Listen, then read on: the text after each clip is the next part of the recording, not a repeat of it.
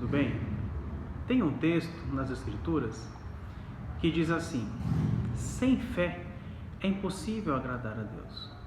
Outro texto diz: somos salvos pela graça mediante a fé. Fica fácil entendermos que a fé é importantíssimo para a vida do cristão. Agora a pergunta que fica é: o que é ter fé? O autor de Hebreus, no capítulo 11, nos ensina que a fé é o firme fundamento das coisas que se esperam e a prova das coisas que não se veem. E logo no início, dali para frente no texto, ele nos traz nome de homens e mulheres que viveram pela fé. E pode nos gerar uma impressão de que viver pela fé é ter todos os sonhos realizados, todas as promessas alcançadas. E fé pode representar para nós sinônimo de tranquilidade, de felicidade, de metas alcançadas, de sucesso, não é? E é por isso que alguns cristãos entendem que quando as coisas não andam bem, quando o sonho não se realiza, não conseguem alcançar, concretizar aquilo que deseja o coração, é porque na verdade ele está com falta de fé. Mas quando nós chegamos no verso 39 de 11 de Hebreus, diz que todos estes, tendo testemunho pela fé, não alcançaram a promessa. Claro que nesse caso em específico a promessa era a promessa do Messias, o Cristo.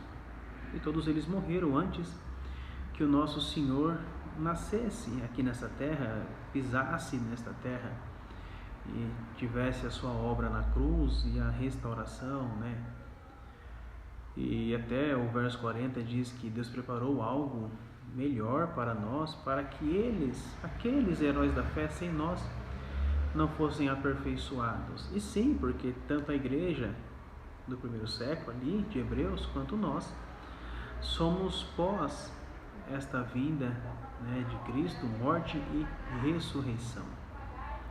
Mas o fato é que fé não é sinônimo de promessa alcançada. A fé não é sinônimo de que tudo vai, aos olhos humanos, dar certo. Todas as metas serão alcançadas, todos os sonhos serão realizados. Não, isso não tem nada a ver com fé. E vamos usar aqui 2 recursos para ser bem rápido. O primeiro recurso é fé em hebraico. E fé em hebraico, fé é como se fosse fidelidade. Então ter fé é crer em Deus e ter fidelidade ao Senhor, ao que Ele nos pede, ao que Ele nos ensinou.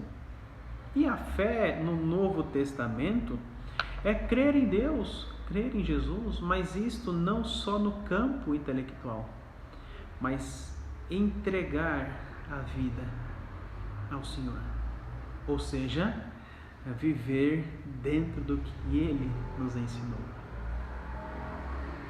E lembramos então de Mateus 28, quando diz: ide por todo mundo, anunciai o Evangelho, batizai as pessoas e ensinem elas a guardar tudo o que o Senhor nos ensinou. Fé é crer e ter fidelidade a Deus. É crer e ser fiel, é crer e se entregar ao nosso Senhor. E então nós lembramos daquela ordem, aquele pedido, aquele rogo que o apóstolo Paulo faz em Romanos: rogo-vos que não vos conformeis com este mundo, mas renovai a nossa mente, moldai a nossa forma de pensar. Devemos renovar, moldar a nossa vida dentro do que o Senhor nos ensinou, do que o Senhor nos pediu, dentro das suas leis, dentro de todo o padrão que Ele pede para que nós vivemos. Eu deixo aqui um convite, meus irmãos. Se até hoje aconteceu de nós vivermos essa vida cristã apenas com a nossa fé no campo do intelecto, então falamos que cremos em Deus. Sim, falamos.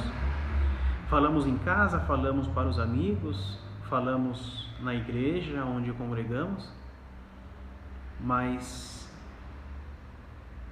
falamos que cremos, temos o intelecto, mas a nossa vida, as nossas ações não demonstram fidelidade a Deus, não mostra que a nossa vida está entregue a Deus. Então, de fato, nós não temos fé, não esta fé plena que a Bíblia nos diz. O convite é para que possamos, no intelecto, crer e nas ações termos nossas vidas entregues, demonstrando e vivendo a fidelidade a Deus e ao nosso Senhor Jesus. Deus abençoe, meus irmãos.